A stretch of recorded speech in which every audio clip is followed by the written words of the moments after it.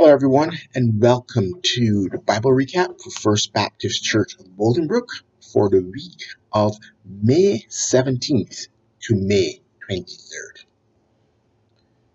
This week, we saw the ending of 2nd Samuel. In fact, the entire narrative of 1st and 2nd Samuel actually concludes, with the story of this account of David conducting a census and which was resulted in God's wrath. So David's action and the intent behind his action caused significant harm to his people. But David repented, and that offered some hope, for everyone and for us, as I will explain a little bit later.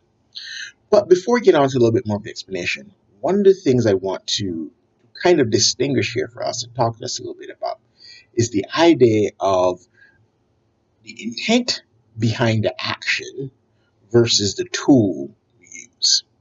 So in this, I don't want us to focus on the thing being bad was the census, as in all censuses and all counting of people is bad.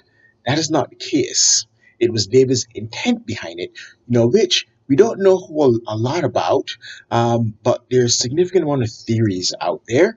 And if you want to find out more about that, kind of give me a call and we can talk a little bit more about it. But as I was saying, it taking the census as something that is bad and should never be done.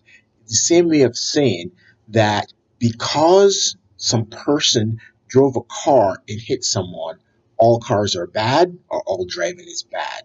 It's the intent behind the action, intent and how the tool was used that is the big issue here. So this is kind of one of the things I want to draw to your attention this week. So in this chapter, David is portrayed as a man who is capable of making mistakes and who sins greatly. And yet, at the same time, he is concerned with the welfare of his people and knows how to repent. Consequently, God's favor remains with David and is not permanently taken away as it was removed from Saul and his house. This chapter is a practical illustration of the outward and everlasting covenant that God has with David and his heirs, and thus with us, as believers in Christ.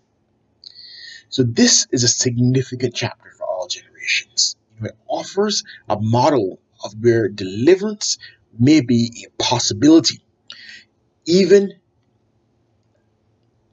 in light of the most heinous and awful things that has been done.